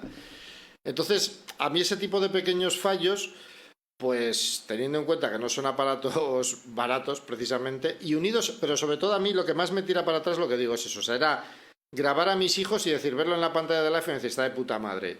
Lo ponía en el Mac. Hiperrealismo. Sí, pero es que no es hiperrealismo, es un exceso de nitidez por software. Entonces yo creo que eso, el día que permitan desactivarlo, van a ganar muchos... van a conseguir que la imagen guste a gente más purista, por así decirlo, ¿no? Ah, Jesús, que tú eres antiguo, que lo has dicho hace un momento, que eres un tío antiguo y te gusta el VHS. Justo, te gusta la calidad del VHS. La del beta, que era un poquito mejor. Claro, sí. Claro. Donde estén las nieblas. El tracking. Donde estén las nieblas. Oye, te tengo que preguntar porque si no lo nuestro no sería un podcast de actualidad. Te tengo que preguntar por la llegada de la inteligencia artificial al vídeo. ¿Qué va a pasar? ¿Te vas a quedar en el paro? Pues tendré que hacer vídeos de YouTube sobre inteligencia artificial. Van a poner a un robot que va a decir el curso y lo va a explicar todo sin que tú tengas que mover un dedo. Sí, pero bueno, lo de la inteligencia artificial está llegando a todos los sitios. O sea que yo, la verdad es que he probado poco las plataformas que hay online. He probado alguna y tal, pero no... Es algo en lo que no me he metido mucho todavía. Pero bueno, pues ya hay de hecho plataformas que te editan vídeos, que tal. A ver, lo que pasa que luego lo que sale pues es un poco de andar por casa. O sea, no es... no sé, o sea, yo creo que al final es decir, yo creo que sí que puede quitar cierto trabajo a ciertos tipos de vídeos, ¿no? A ciertas cosas, pero bueno, al final, yo qué sé, supongo que la gente que entre a ver un vídeo de YouTube o ciertos tipos de contenidos va a seguir queriendo ver en general humanos, ¿no? Más que... Ya. De todas formas, aparte de esto de que la inteligencia artificial vaya a provocar la extinción de la humanidad, también me gustaría conocer tu punto de vista sobre la aplicación de la inteligencia artificial dentro de la edición de vídeo. Es decir, todo lo que puede hacer en sustitución de fondos o en recreación de luces, sí, o en cambios de ambientes completamente de una estación a otra. Eso tiene que ser sí, los sueños húmedos de todo filmmaker. Sí, ¿no? A ver, al final es un poco eso, por ejemplo, lo que están incorporando otros programas, más o menos, ¿no? En ciertas áreas y tal, que es un poco lo que se dice que Final Cut Pro, pues igual está un poco... Está atrás en ese sentido, además... Siendo curiosamente Apple una empresa, ¿no? Que tiene, o sea, que una de las cosas que te venden de sus procesadores es el Neural Engine este. Claro, es que Apple ha apostado por meter hardware especializado en procesar inteligencia artificial. Digamos que ahora falta que lo usen, ¿no? Eso es. O sea, falta un poco que lo utilicen de verdad. Yo no sé muy bien, la verdad, qué va a pasar en ese sentido. Sí que es verdad que hay algunas aplicaciones que son impresionantes, ¿no? Estas de eliminar fondos o cosas por el estilo y tal, que hacen cosas una pasada. Hay un programa, por ejemplo, que utiliza el Neural Engine, ¿cómo se llama? No me acuerdo ahora cómo se llama, no sé si lo tengo instalado ahora mismo, pero vamos, es un programa, por ejemplo, para hacer reescalados de vídeo y cosas por el estilo. No utiliza siempre el Neural Engine, pero por ejemplo, para hacer los reescalados sí que lo utiliza.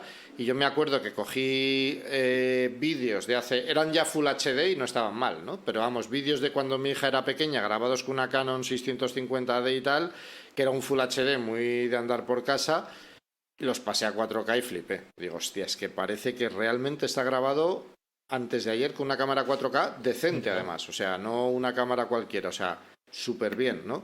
Luego lo intentabas lo mismo con vídeos mini DV que ya tenían 15 años o así, que era 720 por 576 y, hombre, ahí ya le costaba más estirar, ¿no? Pero en el Full HD es impresionante lo que hacen. O sea, si partes de una calidad decente, el resultado al que puedes llegar es la leche. Entonces, yo supongo que al final, lógicamente se cargará puestos de trabajo, pero bueno, también habrá en algunos casos donde pues se unirán un poco fuerzas, ¿no? La fuerza humana, por así decirlo, y la de la inteligencia artificial. Tú fíjate una cosa, que hace unos años se hablaba de que la inteligencia artificial iba a sustituir a los puestos menos cualificados, que se hablaba que si fin de los taxistas, el fin de los conductores, y ahora parece que los conductores van a resistir ahí sin ningún problema, y decían, no, la inteligencia artificial nunca llegará a los trabajos creativos.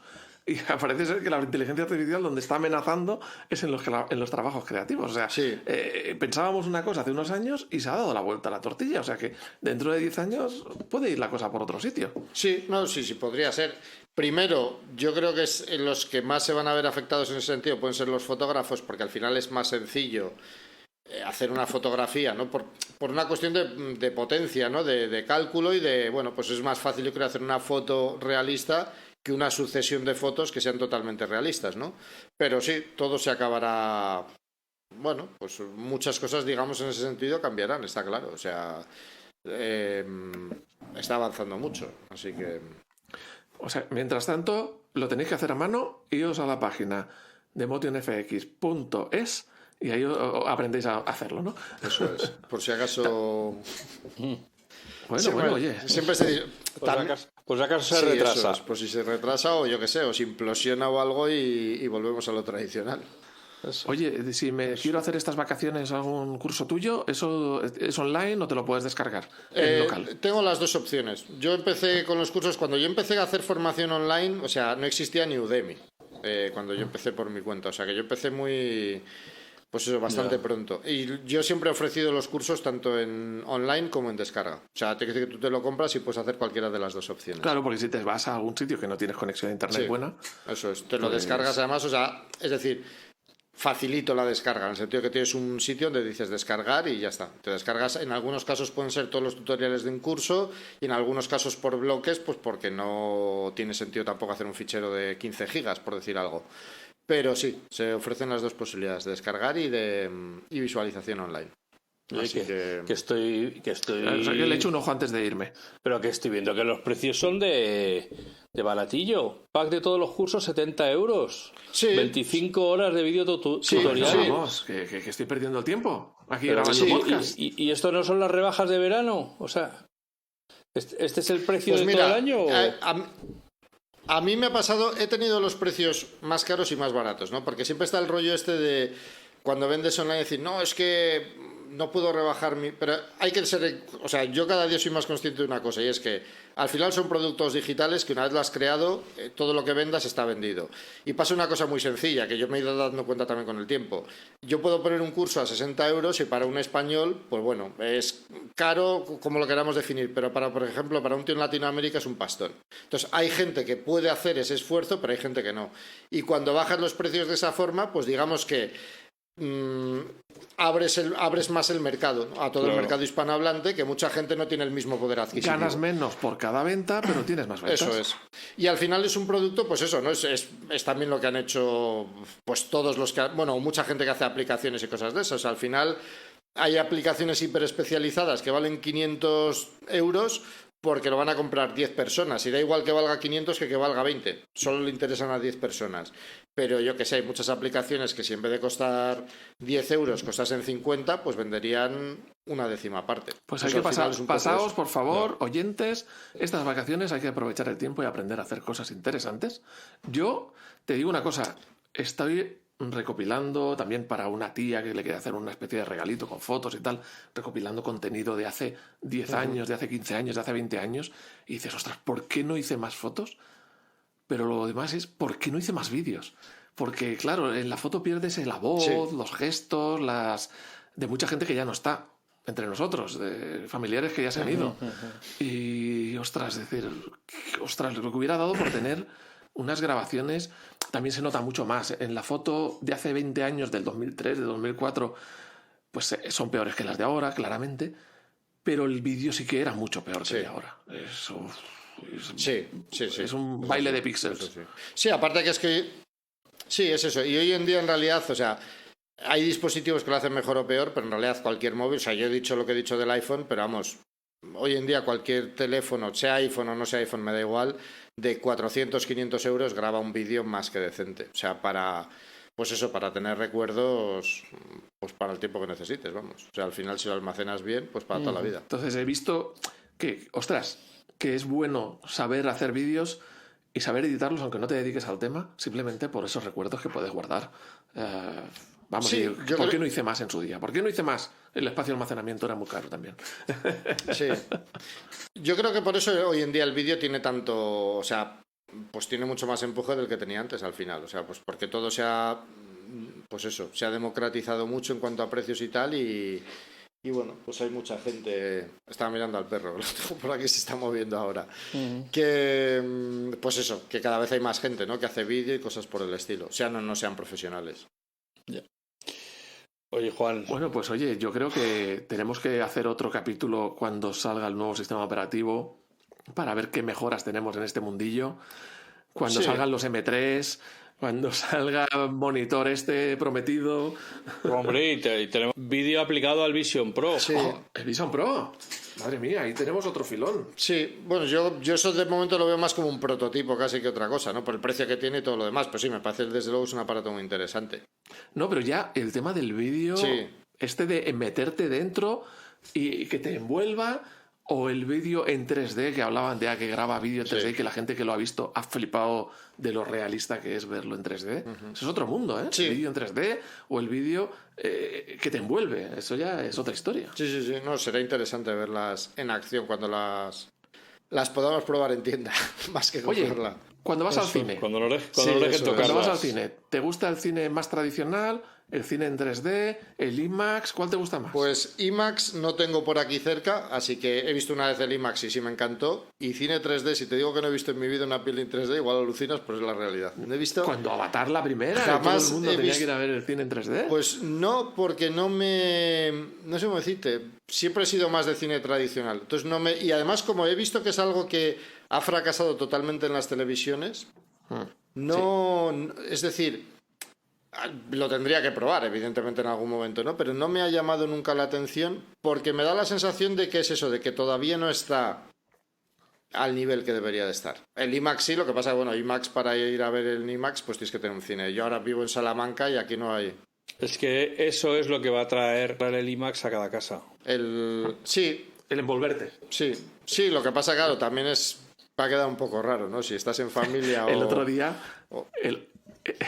estaba hablando con unas personas para ver, creo que era la de Indiana Jones o algo, ir al cine a verla, y ahora en el cine es como un menú, tienes un montón de opciones distintas, no es en tal sala, en versión original o en versión en español, no. Ahora hay que si no sé qué, que si en 4DX, que si en iSense, que si en un montón de opciones.